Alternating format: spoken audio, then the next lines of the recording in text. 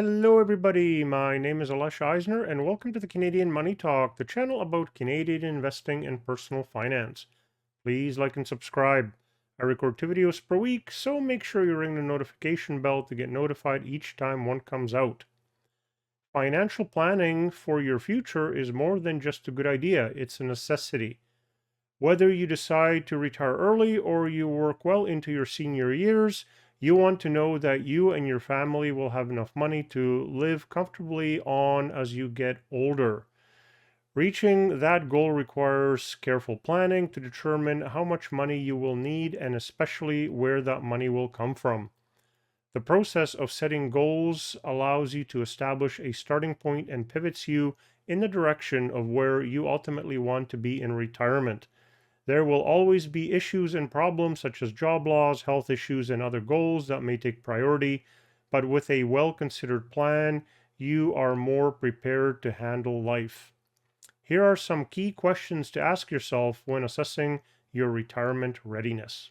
How much money do I need in retirement? Once retirement goals are set, the next step is to get a rough estimate of how much you will need to fund a comfortable retirement.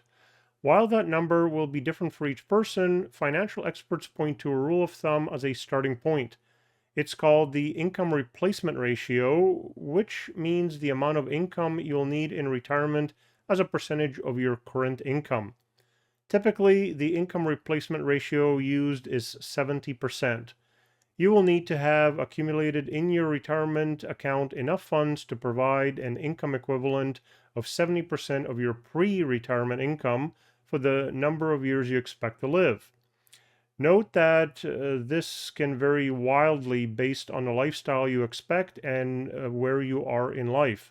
For instance, if you were working in an office and commuting every day, when retired, you will be able to get rid of one car and the fancy clothes. But if you were working from home prior to retirement, nothing will change and your ratio will likely need to be higher.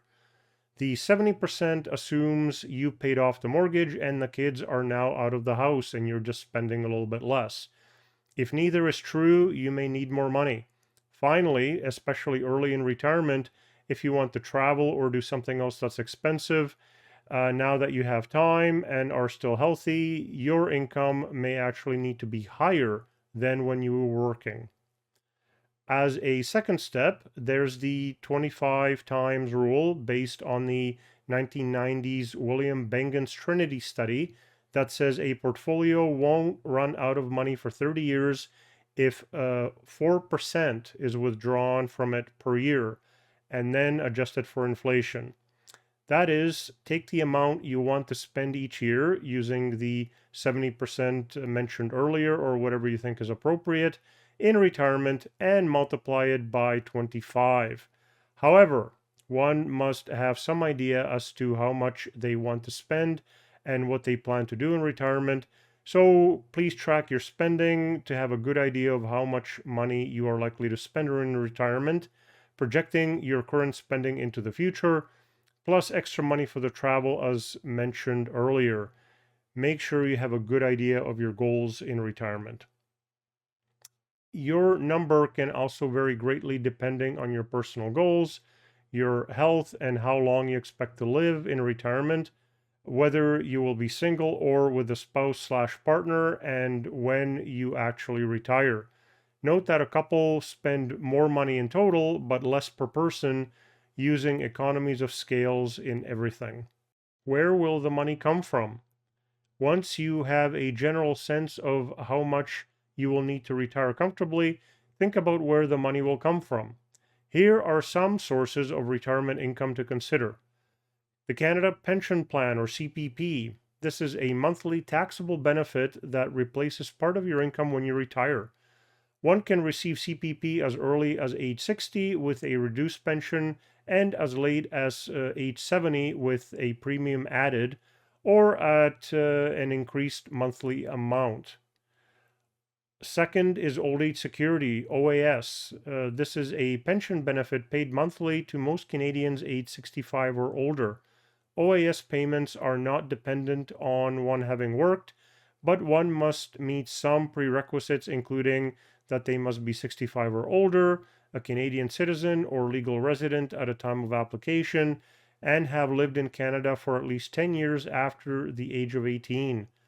The payout amount is maxed at 40 years of residence and also increased if one starts to take it later than 65.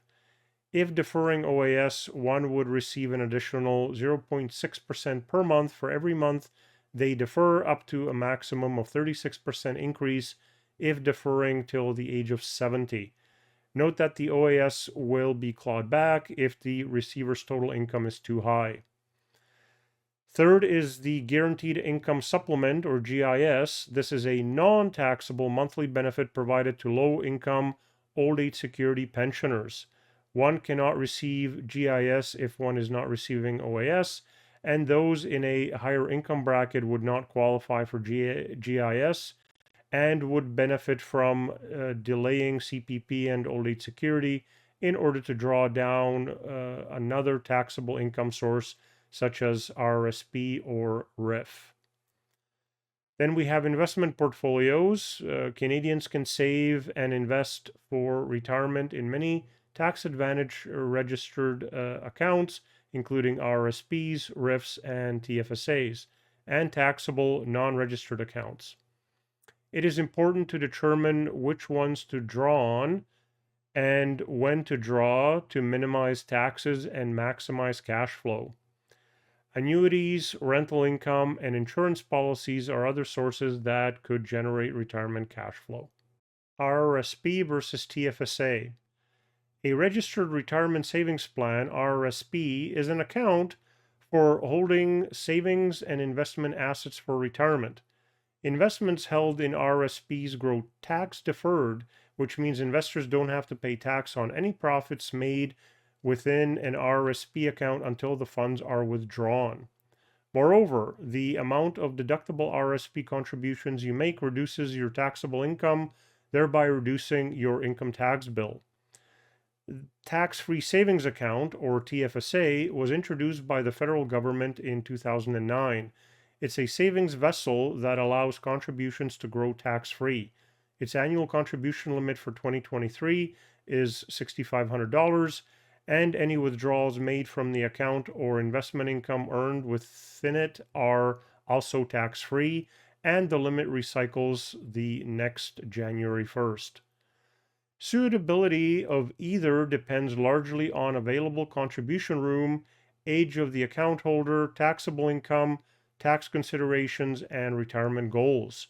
For those in very low income brackets and with low tax liability, perhaps the TFSA is the best vehicle to invest in if the individual has the room. If you are just starting your career and expect to make money later, the TFSA is the way to go because you are not paying much in taxes to get the amount to invest in the TFSA now, and RRSPs would not give you enough of a tax benefit for the RRSP room you'd be using up. Conversely, one could also argue that individuals in a low income tax bracket should contribute to the RRSP and simply carry forward the contribution to a higher income earning year without using the contribution at the time of the investment to save on tax payable in the future when in a higher tax bracket. This means the investment starts compounding early, but it would be in a TFSA as well. It is generally agreed that RRSP contributions provide the most tax benefits, even considering the drawdown years. In some cases, contributing to your RRSP to reduce taxable income and net income allows you to qualify for the other government benefits and tax credits. But it is absolutely essential when using RRSPs to be in a higher tax bracket when using the RRSP contribution than when withdrawing the money from the RRSP.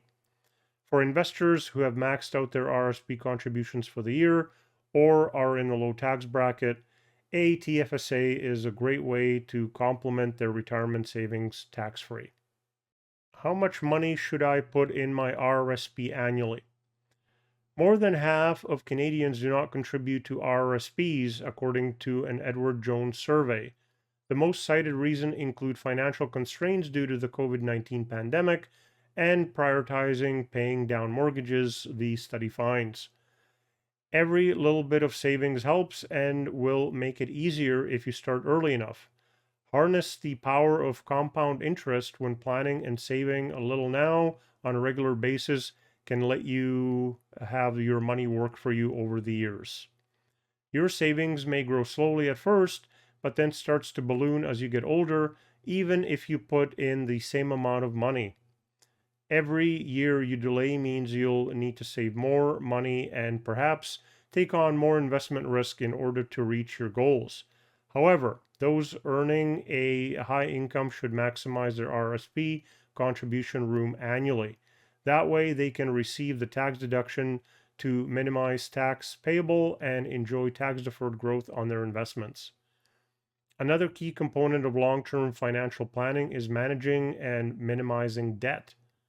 Canadians are retiring with more debt now than ever before.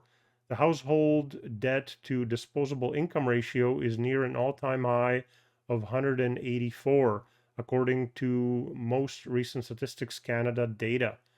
Retirement experts argue, though, that retirement savings need not be sacrificed to be debt free sooner. There is no silver bullet approach to the saving versus debt repayment dilemma. There are many different options available as you approach and plan for your retirement. It's important that you choose the one that works best for you and your financial situation. The key is to start thinking early about saving for retirement. The earlier you start planning, the more options you have to make changes if your portfolio and income won't support your goals. You can pull levers like working more, saving and investing more, investing in riskier but higher return assets, retiring later, etc. If you wait until the last minute to discover your income in retirement will fall short of what you want to spend, you won't have many choices except working longer. If you have any requests on what you would like me to cover in future videos, please put that in the comment section. Please like, subscribe, ring the notification bell, and may you have a profitable day.